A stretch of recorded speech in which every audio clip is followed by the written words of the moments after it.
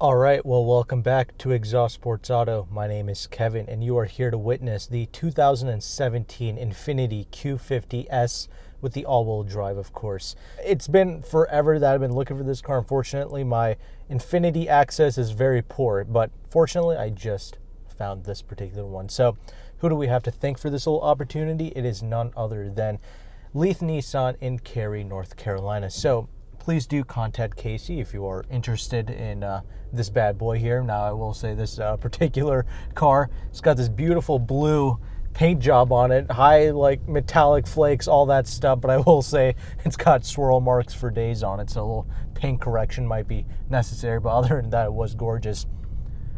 And I guess that's a good transition point into the exterior. So I've always liked the way the Q50 looked. It's one of those pragmatic cars, right? Pragmatic sports sedans that you can actually put on your driveway. It's about $24,000 at this dealership, $25,000. This and the Lexus IS 350. These are like my two top picks for like sports sedans, but this is my first time actually driving one. So we'll see if this actually holds up to my other beloved sports sedans I actually like in this segment. But the looks, though, it's definitely winning on the looks department. You pull up in this, you actually get some respect. You know, you don't look like the intern when you pull up in this thing. You actually get the respect that you properly deserve. So that's great and all. This thing's about 188 inches long, so it's actually an inch longer than a Mercedes G-Wagon, if you can believe that. And this vehicle also has these 19-inch custom Blvd wheels on it in all four corners, but they actually maintain the exact same OEM spec size, so it's 245 wide tires in all four corners because this is the all-wheel drive trim. It's got the 19-inch wheels in all four corners, so there's that, and these wheels actually complement this blue paint job pretty well. Now, enough of that. You let me know in the comment section which car you like the way the looks of. I'm more interested in this drive, of course.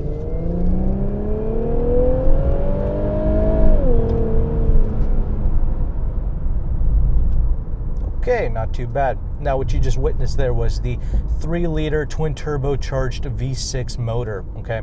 This thing produced 300 horsepower, about the same amount of torque, 295 pounds-feet of torque. Now, this is a 2017, so it's one of the newer models.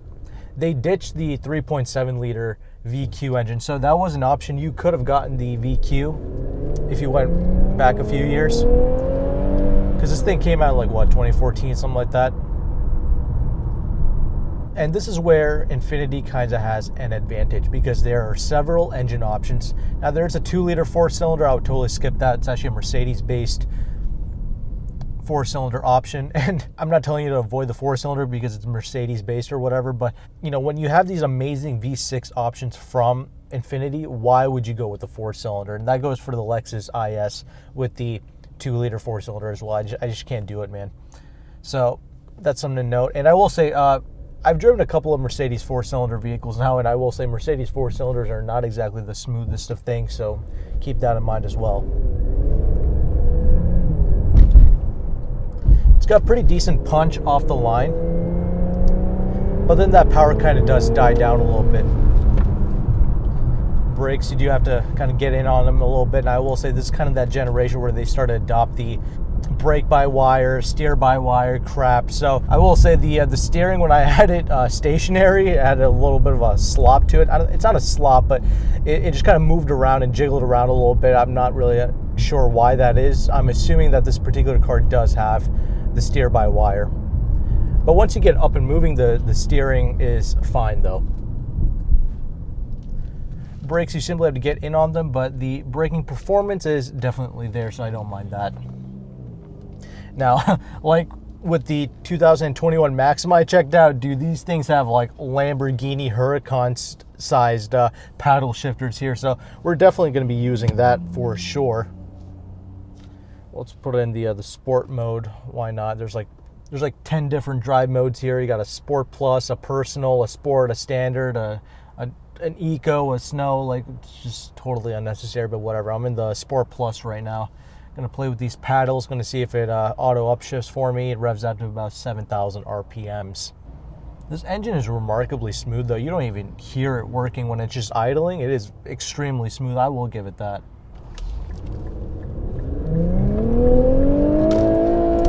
All right, does not auto upshift. That's good.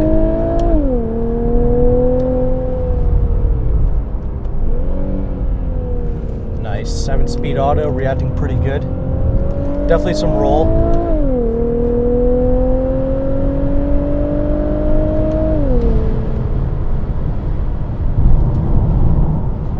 Doing a pretty good speed now. I will say, you can probably hear there's definitely a lot of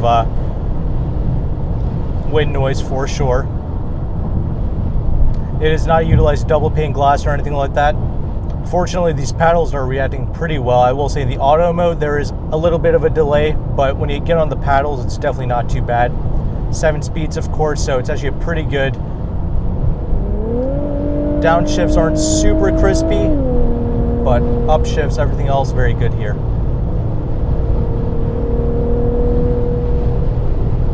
I notice this vehicle tends to wander a little bit when you get up to speed, so the high speed stability isn't perfect. Put it back in the regular drive mode here now.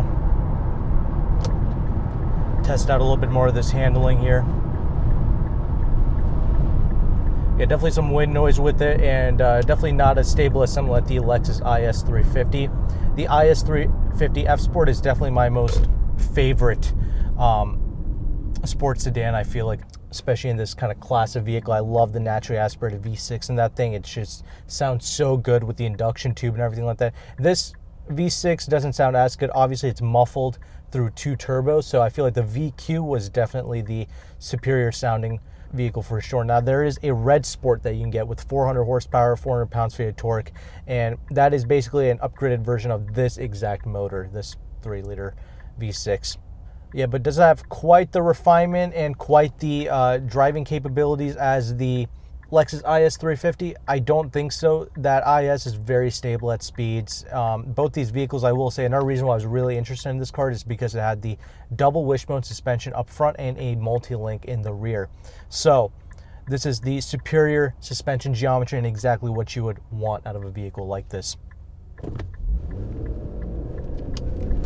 So testing this out. I am kind of driving this vehicle a little bit harder, so that has something to do with it. If I haven't mentioned, actually, this vehicle does have 46,000 miles on it as well. But taking over some of these more rougher bumps here, it's definitely a composed ride. I don't have an issue with the ride quality with this vehicle. It can be a little bit on the jittery side. It's actually very similar to the Nissan Maxima SR that I tested out here as well. So definitely not a ride quality that I find to be offensive at all. I think it's like 1% harsher than something like a Lexus IS 350 F Sport. Nothing too crazy though. Definitely tolerate this. But yeah, no, it's got grip for days. I think it's decently quick for the 300 horsepower number that it is producing here. It's about what you would expect. This thing does weigh about 4,000 pounds, of course, and the all-wheel drive adds about 180 pounds. With the red Sport, I feel like the all-wheel drive is definitely necessary if you really want to put the power down all the way, because that is a lot of power and it's going to be turbocharged. So the boost comes on quickly, so the power comes on quickly. So that's a lot of power to just be sending to the rear wheels only. Now, of course, that is a lot of fun, slide it about and all that, but I mean, yeah, this car, it's not quite on the level of precision as the TLX Acura and the Lexus IS 350, in my opinion. I'm not going to lie. This is not as polished, actually. The steering, I actually don't mind the steering, to be honest, because once you get it up to speed and moving, it's okay. It feels like a traditional kind of electric steering rack. It's fine. It's got a decent weight to it, more so on the lighter side. That's fine.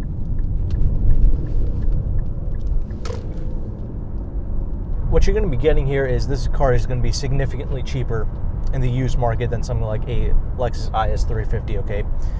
Because obviously Infiniti was kind of married with Renault, I suppose, and some Mercedes partnerships, I suppose, as well. So resale value isn't quite at the level as the Lexus, so you can pick these up a little bit cheaper. They look great, and you have some modification potentials here because it is twin turbocharged.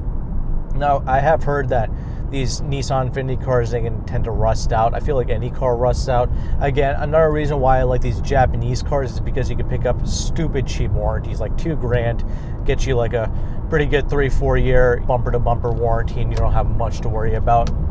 Now, just regular cruising it around, it's decently refined for sure. Comfortable, like I mentioned. So you kind of throw it in here one last time. All-wheel drive makes it very versatile. Now you can get all-wheel drive obviously with the Lexus and with the Acura, but this being twin turbocharged, I think the power junkies are going to like it. Stock, it's not like the fastest thing in the world. Again, you saw the power figures, 300 horse, 295 pounds-feet of torque. That's not what's crazy about this car. What's crazy is the tuning potential. And obviously you can try out a red Sport for sure. You of course had to pay more money for that, but you know, that option is available to you. I'd be curious to try one out. Hopefully the stability at speeds is a little bit superior with that car. I don't know what exact changes that they made, but something to look into. But okay, let's go ahead and let's transition over into the interior segment now. All right, now that we are done driving the Q50, let's go ahead and let's talk about this interior, because honestly, this interior space often gets criticized, but actually to me, Infiniti interiors aren't half bad, to be honest with you. These are solid interiors actually. It's not the best materials maybe, but I'll get to that. But the way it's put together, it is solid. There are no creaks and rattles with this thing. This thing ages better than pretty much all the German competitors. And yeah, even with 46,000 miles, I noticed a lot more creaking and rattling with something like a BMW, okay, for example, or even the lower tier Mercedes products. But this remains solid. Got a few different material choices here. You know, kind of have like this kind of fake leather thing going on with the matte wood. I like that with a bit of this aluminum trimmings going around as well, with a hint of some chrome bits here and there, but it's actually not too much, so I don't mind that. Let's go ahead and let's talk about it. I mentioned that there were some budget materials, and that mainly goes for the leather. So it's a fake leather, and that's fine. I'm okay with the fake leather. In fact, I actually almost prefer a fake leather, to be honest with you. But this, it feels kind of more so like that vinyl type of cheap leather quality, in my personal opinion. Fortunately, though, the reason why I'm not really complaining about it is because much like a Lexus fake leather, like their Nux leather, whatever the hell they call it, this is aged extremely well.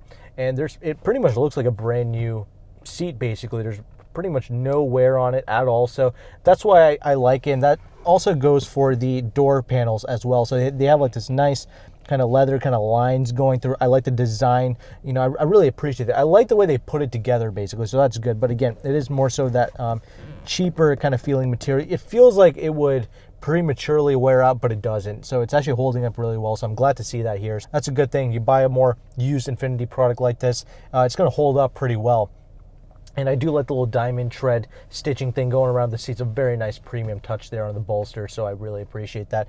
I will say this, the steering wheel leather isn't really the best. I don't know if it's because it's a thinner material or if it's because it's so tightly wound together, but it hasn't really aged that great. It's okay, but it's kind of, you know, stretched out. I don't know how to really explain it, but again, not the best, but it's okay. And I like the design of the steering wheel. It's very good. Again, I like these big old Ferrari-sized, Maserati-sized paddle shifters. Very impressive, and it's actually not a total waste to use it in this vehicle, so I don't mind that. I believe it was like magnesium, or they changed it, I think, on the later models. I'm not exactly sure, but I believe it's like the magnesium paddles straight out of the Nissan GTR. Whatever the case may be, they are amazing to use, and I do like the 7-speed auto. Gauge is very simple. It's got 180 on the dash, so it's quite a you know, an overachiever here, I suppose. Great little design going on here with the gauge cluster.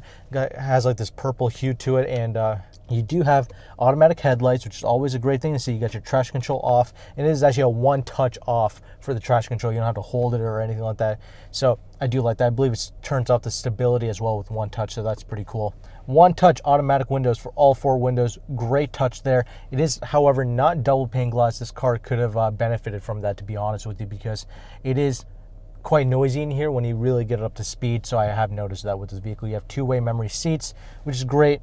Again, the seat comfort is supreme. Again, these, you know, Nissan Infiniti always done a great job with the seats, of course. Very comfortable. It's a non-fatiguing seat for sure, so that's great. You have this interesting layout with the screen. So what's my opinion on the screens? I definitely don't like these manufacturers that use like this 2-screen thing, similar to the old Acura TLX. It's not my favorite, but I will say this is far superior than the Acura TLX screen system. And the one at the bottom here, it's actually a really good looking screen. I like the quality and the look of it. However, it does actually lag behind a little bit, and you have some Safety features here as well, just the two that you need: blind spot monitoring as well as forward collision braking assist. So that's the two things that you have here, and that's really honestly all you need. You do have a very nice 360 camera, all that stuff. You have like these guidance lines, so very good rear parking camera, so you can use that to your advantage if you so need to. And you have this upper screen here, and that mainly shows you the navigation information basically, and that's accessed through this little rotary knob thing here. And you know, it's kind of hit or miss. I mean, I don't know, it's not that great in my opinion, but whatever, you have it. You know, if you own the car, I'm sure you'd get used to it. Climate control, you have your own separate buttons here, but you do have to look up at the top screen here, the navigation screen here, to see your temperature and your fan speed. But other than that, at least it's very easy to use. You have a CD player here, and actually you have the upgraded Bose audio system. Now, I will say, to my ear, my humble ears, it sounds kind of, I guess it's the right word, flat. I mean, it doesn't sound all that inspiring to my ears, but it gets the job done. It's got the Bose logo on there, so, you know, enjoy that if you will. You have an average amount of space in the center armrest here. You have two USBs, a SD card, and aux connectivity all in there. So that kind of takes up some space. And the glove box is an okay size as well. You have one sunroof, no panos, but definitely gets a job done. Again, headroom, adjustability in the seats, it is phenomenal. Now, I will say, if you're a taller individual, you put the seats all the way back, you got this big gangster lean thing going on. Yeah, the rear seat occupancy space will be a little bit compromised. So I will say that. Oh, one thing I just found, you can actually extend out the seat cushioning here underneath, so if you're a taller individual, you can extend that out similar to a BMW. So you got that. Anyway, seat quality continues back there in the back seats, and it is very good. It is very comfortable, but again, rear legroom can be a little bit compromised. I will, however, say there is a good amount of toe room underneath these front seats, so you kind of tuck your toes under there, so that's nice. I do like that. But the thing I love most about the rear seats is the fact that you can fold down those rear seats, much like the Lexus IS. So that's brilliant. I love sedans that can do that, and this is a rear-wheel drive based sedan, so love to see that here. Really boost the practicality of this thing, because I will say the trunk isn't massive. It's a good sized trunk. You can use the trunk. There's no real storage underneath, and there's no spare tire that I saw underneath either, so something to keep in mind. And at least you can fold down those seats, and you have plenty more space to put stuff in here, so makes it far more practical and versatile. The TLX and the IS do have a larger trunk, but at least you can fold down the seat, so that's good. Now, overall thoughts, I like how good it looks. I like the tuning potential, and I like the fact that you can get cheap warranties for this thing, and the fact that it is actually just cheaper in general compared to something like a Lexus IS. You know, this doesn't break the bank. It fits in most people's budgets. It looks good. It's not juvenile. It's a great little car to get around it. I will, however, say it's not quite up to snuff to something like a TLX or like the IS. I feel like those cars are, honestly, those are the more German rivaling cars, you know, like a 3 Series rivaling type of vehicle. But I still do like this car. I think it's something to look into. Test drive it for yourself. I feel like there's a huge kind of community backing this car. So test drive it. I feel like a lot of people do like these cars. So enjoy it for what it is. I also forgot to mention you have heated seats in the front, so you got that as well. Nice amenities here. You know, you have all the things that you need here. So take advantage of it. It's a relatively new car, 2017, with 46,000 miles on it if you want it. It's located at this dealership at Leith Nissan. I will, however, say I really enjoyed the 2021 Maxima, actually. I think that was my most favorite Nissan driving experience I've had here. So, something to take note of, I suppose.